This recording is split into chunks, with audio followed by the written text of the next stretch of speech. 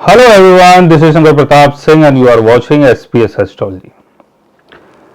दोस्तों आज हम बात करने वाले हैं सेवेंथ हाउस के बारे में, यानी आपके पार्टनर के बारे में, आपके लाइफ पार्टनर के बारे में, क्योंकि इस मुद्दे पर बात करना बहुत जरूरी है।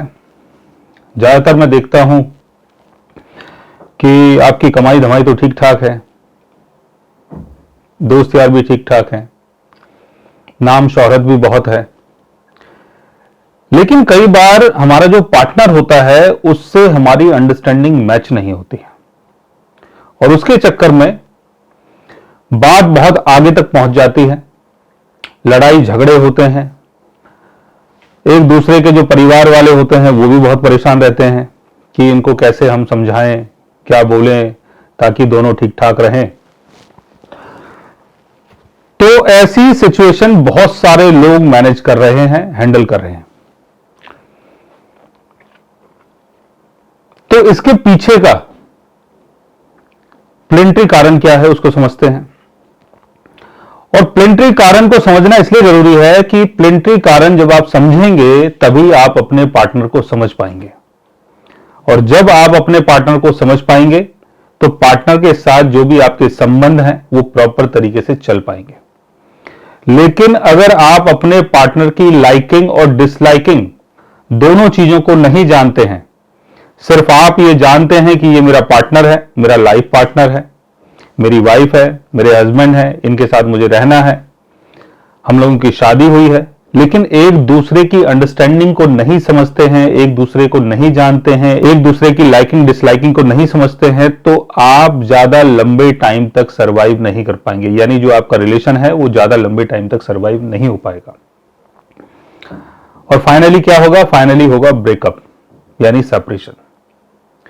तो इसलिए सेवेंथ हाउस को समझना बहुत जरूरी है, और सेवेंथ हाउस में जो प्लैनेट्स बैठते हैं उनको भी समझना बहुत जरूरी है, क्योंकि जितने भी अलग अलग जो प्लैनेट्स होते हैं, जो ग्रह होते हैं, उनका अलग अलग नेचर होता है। अलग अलग नेचर के कारण हमारा जो पार्टनर है वो अलग अलग तरीके से सोचता है, और कई बार उनका इंटरेस्ट भी अलग अलग चीजों में होता है। बात करते हैं सेवेंथ हाउस के लॉर्ड से। सेवेंथ हाउस का लॉर्ड अगर सिक्स्थ हाउस में होगा तो आपका जो पार्टनर होगा वो बहुत कंप्लेन करने वाला होगा, झगड़ा भी कर सकता है। तो आपको यहां क्या करना है? आपको अपने पार्टनर को बहुत नॉर्मल तरीके से मैनेज करना है, हैंडल करना है, बहस नहीं करनी है। बहस करेंगे तो आपका पार्टनर आपसे ऊपर है, यानी इस बहस का जो एंड है वो सेपरेशन की तरफ होगा। तो आपको यहां अपने पार्टनर से बहस नहीं करनी है। जब आपको पता है कि सेवंथ हाउस का लॉर्ड सिक्स्थ हाउस में है और सिक्स्थ हाउस का संबंध लड़ाई झगड़े से है, कंप्लेन करने से है, तो यहां पर अपने पार्टनर को आप प्रॉपर तरीके से, अच्छे तरीके से और बहुत ही सिंपल तरीके से मैनेज करें। सेवंथ हाउस का लॉर्ड अगर एट्थ हाउस में होता है तो आपका पार्टनर जो होगा वो कुछ चीजों को हाइड रखेगा, कुछ चीजों को छुपा के रखेगा। यानी उसके अंदर एक ऐसी सोच होगी कि उसको लगेगा कि मैं अपनी पर्सनल चीजों को हाइड करूं, छुपा दूं। लेकिन आप अगर उसकी पर्सनल चीजों को जानने की कोशिश करेंगे, समझने की कोशिश करेंगे कि मेरा पार्टनर मुझसे क्या छुपा रहा है, तो हो सकता है कि जो आपका संबंध है वो आगे चल के बिगड़ जाए। सेवंथ हाउस का लॉर्ड अगर ट्वेल्थ हाउस में होता है तो आपका जो पार्टनर होगा वो थोड़ा स्पिरिचुअल किस्म का होगा, थोड़ा आध्यात्मिक होगा, आध्यात्मिक चीजों में इंटरेस्ट होगा, योगा, मेडिटेशन करना, तो ये सारे इंटरेस्ट आपके पार्टनर के अंदर हो सकते हैं। तो आपको अपने पार्टनर को ऐसे ही मैनेज करना है।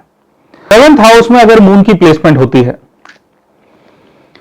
तो आपका पार्टनर बहुत इमोशनल होगा। तो यहां पर अगर आप अपने पार्टनर के इमोशंस को नहीं समझ पाओगे तो आपका जो रिलेशन है वो चल नहीं पाएगा।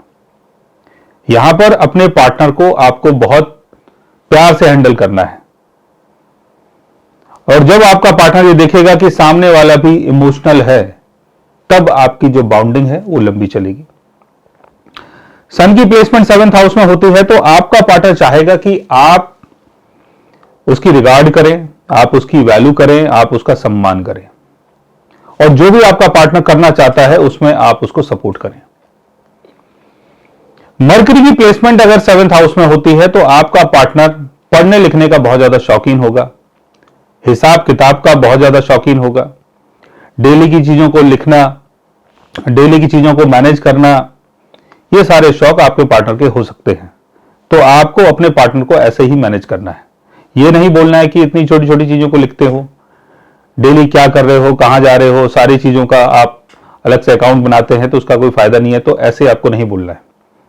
जो भी आपके पार्टनर का नेचर है, अगर वो आपसे बात करना चाहता है उससे बात करो, वो आपको समझाना चाहता है उसकी बातों को समझो। तो इस तरीके से आपको मैनेज करना है। अगर वीनस की प्लेसमेंट 7th हाउस में होती है तो आपका पार्टनर थोड़ा आर्टिस्टिक किस्म का होगा। डांस करना, गाना गाना, फिल्में देखना, अच्छे अच्छे कपड़े पहनना, ये सारा इंटरेस्ट उनका हो सकता है। तो वैसे ही आपको उनको मैनेज करना है। मार्स की प्लेसमेंट अगर 7th हाउस में होती है तो आपका पार्टनर बॉडी बिल्डिंग का शौकीन होगा, दौड़ लगाना, एक्सरसाइज करना और स्पोर्ट्स की तरफ उसका काफी इंटरेस्ट होगा। हो सकता है कि आपका पार्टनर कोई स्पोर्ट्स पर्सन भी हो और उन सब चीजों में उसका इंटरेस्ट हो सकता है। तो आपको अपने पार्टनर को ऐसे ही मैनेज करना है। शनि की प्लेसमेंट अगर 7th हाउस में होती है तो आपका पार्टनर बहुत मेहनती किस्म का होगा और चीजों को ज्यादा पॉलिश नहीं करेगा, बहुत सोच समझ के चीजों को करने वाला होगा, बहुत समझदारी से चीजों को करने वाला होगा।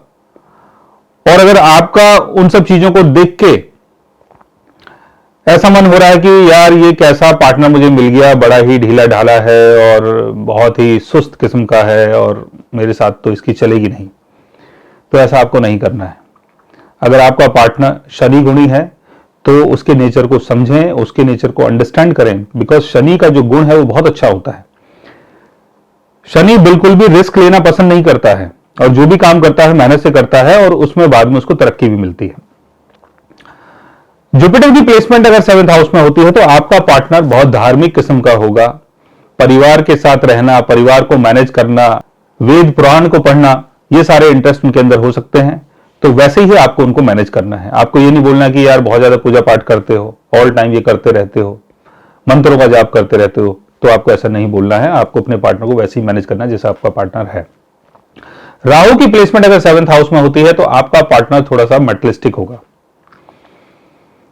यानी आपके पार्टनर को जीवन को जीने का इंटरेस्ट जो है वो बहुत ज्यादा होगा।